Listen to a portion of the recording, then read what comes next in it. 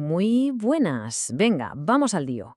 Hoy vamos a ver cómo podemos dejar de pelearnos con el código para convertirlo en algo de lo que estar orgullosos. Algo robusto, mantenible, vamos, de nivel senior. Y para eso hay que hablar de ciertos principios que de verdad marcan la diferencia. Vamos a empezar por algo que seguro que nos suene a todos. Una de esas frustraciones universales del desarrollo, el famoso código espagueti. Sí, ese código que abres y parece un auténtico laberinto, un nudo imposible de seguir. Y ojo, que esta estructura tan enredada no es solo un problema estético, ¿qué va?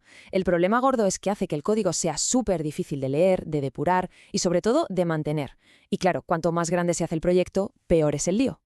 Vale, entonces, ¿cómo salimos de este lío? ¿Cómo lo arreglamos? Bueno, pues la clave está en aplicar una serie de principios de diseño que ya están más que probados y que nos marcan el camino hacia un código mucho más limpio.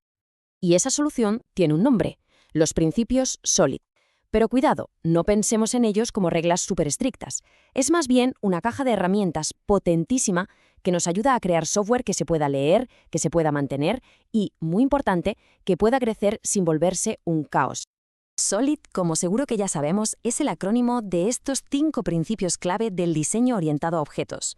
Y hoy, en este análisis, vamos a meternos de lleno con uno que es fundamental para evitar dependencias que no queremos. Vamos a por la I. Eso es, la I de SOLID, el principio de segregación de interfaces. Este principio va directo al grano. Ataca un tipo de desorden muy concreto, ese que obliga a nuestras clases a cargar con mochilas que no son suyas, con un peso que no necesitan. La idea es muy sencilla, pero de verdad es súper potente. Básicamente nos dice que ninguna clase debería estar obligada a implementar métodos que no va a usar para nada. O sea, se trata de tener interfaces pequeñas y muy especializadas en lugar de una interfaz gigante que lo hace todo. El enemigo a batir aquí tiene un nombre muy gráfico, las interfaces obesas o infladas. Son esas interfaces monolíticas, gigantescas, que agrupan un montón de métodos que a veces ni siquiera tienen mucho que ver entre sí. Y claro, eso crea un acoplamiento que no nos interesa nada. Vamos a verlo con un ejemplo clásico en Java, que se ve súper claro. Fijaos, tenemos una interfaz, dispositivo multifunción, que define 3 cosas: imprimir, escanear y enviar un fax. A primera vista, pues, parece que tiene sentido, ¿no? Pero, ¿y si tenemos un dispositivo que no es tan multifunción? Pues justo ahí es donde empieza el problema. ¿Qué pasa si lo que tenemos es una impresora de las de toda la vida, una que solo imprime y nada más? ¿La vamos a obligar a saber lo que es escanear o enviar un fax? No tiene mucho sentido, ¿verdad? Y mirad, aquí está la consecuencia directa. Nuestra clase, impresora básica, tiene que implementar la interfaz dispositivo multifunción. ¿Y qué pasa? Que se ve obligada a tener los métodos escanear y enviar fax. Como obviamente no puede hacer eso, la única solución es lanzar una excepción. Esto es un code smell de libro, vamos, una señal de alarma de que el diseño no va bien. La forma de arreglar esto, la refactorización, es bastante lógica. Lo primero es identificar las capacidades por separado. Imprimir es una cosa, escanear es otra, enviar un fax es otra. Después, cogemos esa interfaz obesa y la partimos en trocitos más pequeños, más especializados. Y ya por último, cada clase implementa solo, y digo solo, las interfaces que de verdad necesita. El cambio es brutal. Pasamos de un diseño monolítico, rígido, con todo pegado, a un diseño con interfaces segregadas, mucho más desacoplado, limpio y flexible. Y esto al final se traduce en un código que es más fácil de entender, mucho más fácil de testear por partes y, por supuesto, de reutilizar. Pero aquí viene lo interesante. El principio de segregación de interfaces no va por libre. Es que no trabaja solo. En realidad, se apoya y refuerza a otros principios SOLID. Es como si todos trabajaran en equipo para conseguir un diseño mucho más sólido, nunca mejor dicho. Pensemos en la relación con el principio de responsabilidad única. El ISP, en el fondo, es eso mismo, pero aplicado a las interfaces. Si una interfaz solo define una cosa, una capacidad concreta como imprimible, pues solo tendrá un motivo para cambiar.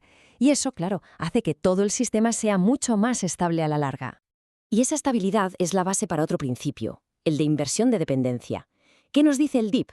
Que dependamos de abstracciones, no de implementaciones concretas.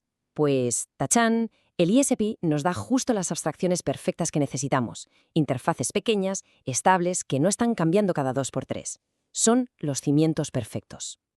Vale, ya hemos visto la teoría, la mecánica del principio, pero ahora toca ir un poco más allá. Hay que dar el salto de simplemente seguir las reglas a pensar de verdad sobre el diseño de nuestro software, con espíritu crítico. Y esta es la pregunta del millón. ¿Son los principios Solid una especie de ley sagrada que hay que seguir a rajatabla pase lo que pase? ¿O son más bien una guía, una especie de brújula que nos ayuda a orientarnos y a tomar mejores decisiones sobre nuestro código? Y para responder a esto, la perspectiva de Dan North me parece genial. Él propone un cambio de chip total. Dice, oye, en vez de pensar en principios como si fueran reglas de sí o no, de lo cumples o no lo cumples, empecemos a pensar en las propiedades del código. Propiedades como la cohesión, el acoplamiento, la encapsulación, la flexibilidad. A ver, es que estas cosas no son blancas o negras, no son un sí o un no. Son una escala de grises, un espectro. El objetivo real de Solid no es marcar casillas, es ayudarnos a gestionar estas propiedades de manera inteligente. Así que, para terminar, la pregunta que nos debemos hacer es esta. ¿Qué buscamos? ¿Seguir unas reglas porque sí o de verdad mejorar las propiedades de nuestro código? Los principios Solid son herramientas, no son el fin en sí mismo. Son el medio que tenemos para escribir código del bueno, de ese que da gusto mantener y hacer crecer. Se trata de pensar, de aplicar la ingeniería, no de rellenar un checklist. Ahí está la clave.